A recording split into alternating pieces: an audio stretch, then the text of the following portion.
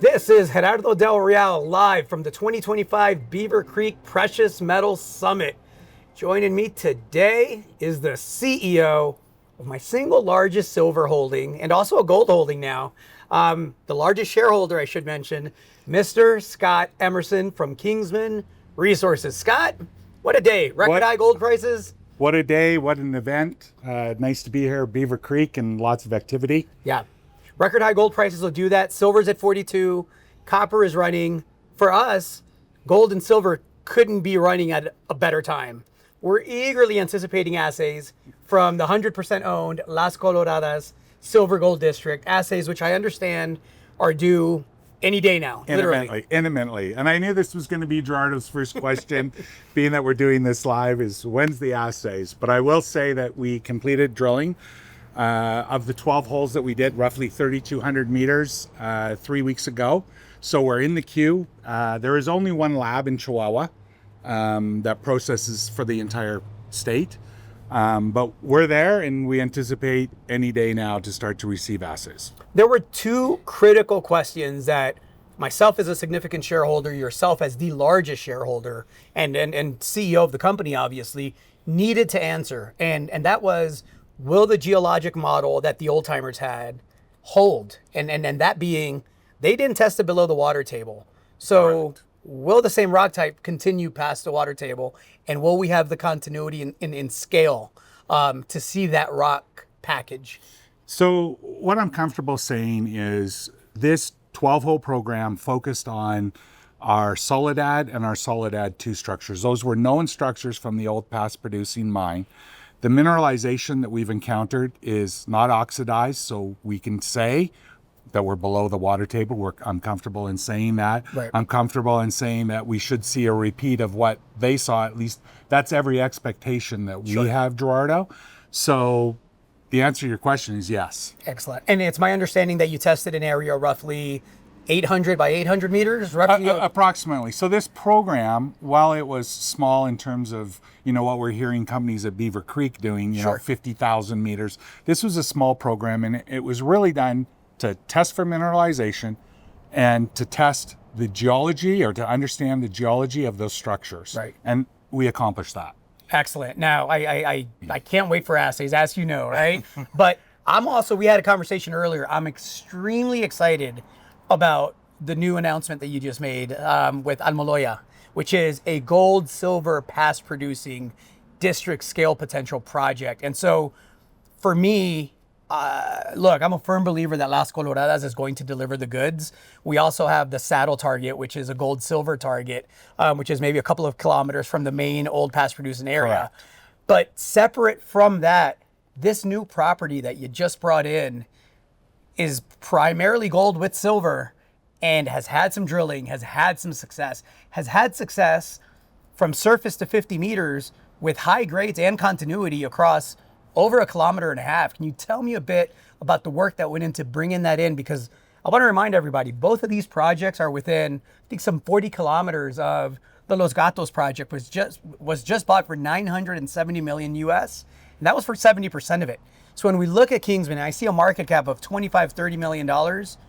The runway from an investor and shareholder's perspective to me is 30 million, maybe $1 billion.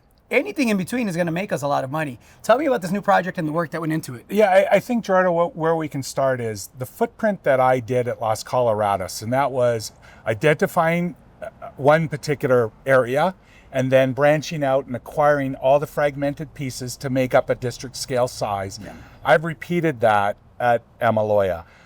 Almoloya is about 3 times the size of Las Coloradas. It's had a number of majors. Hemlo, Kennecott, Asarco, Teck has been in there, but they've never controlled the entire district like we do now. So I've been able to capture all that historical data, which is gotten good at that, which is worth a lot of money. And that's why we can, at Las Coloradas, yes, we acquired the project, post-COVID, but now we've drilled. Yeah.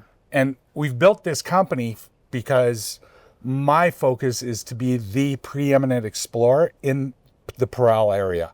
I believe there's a lot of opportunity there. I think it's been maybe not overlooked, but if people take the time like we did to acquire and assemble the packages, look out. You know, I'm just going to say this for, you know, your listeners that don't really know, but I was at a presentation that Catherine McLeod was at, and these are, you know, people, legends of the business. They're legends of the business. Sure. And she was talking about Arequipa and how it started out where, you know, they put together a company similar to what we did. Sure.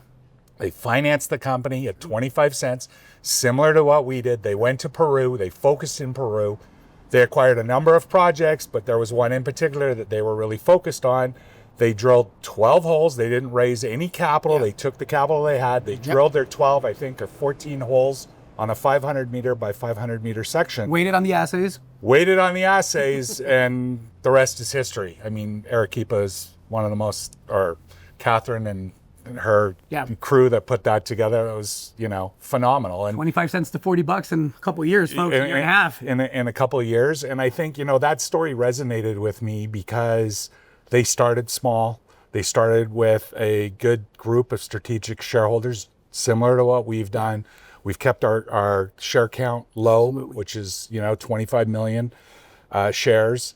Well-placed. And well-placed, strategic people that are allowing me to complete my vision.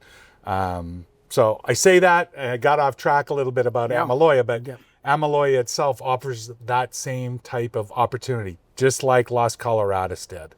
So we'll see what the future brings, and stay tuned, I guess. And listen, folks, we're biased. He's the largest shareholder. He's the CEO of the company.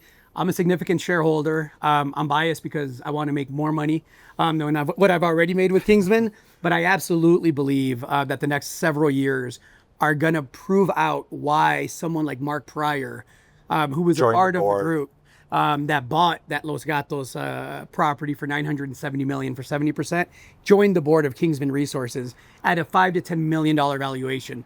Company has a $25-30 million valuation right now. I suspect with good assays, we're headed much higher. Before I let you go, I have to ask you, when does Amaloya get drilled? So Amaloya is actually drill ready. So it's a question of I'm dotting the last I's and crossing the T's, which I expect will happen here imminently, like within the next couple days. And then at that point, we'll do some sampling, which we have done some sampling. Sure. We're going to get the results from that, and then it's drill ready. So I'm going to say this year. 2 past producing district scale projects, gold, silver, silver, gold, record high gold prices, silver running, looks like it wants to print a new record high in the next several months. Can't think of better timing. Scott, Great. thank you, sir. Thank you. Thanks.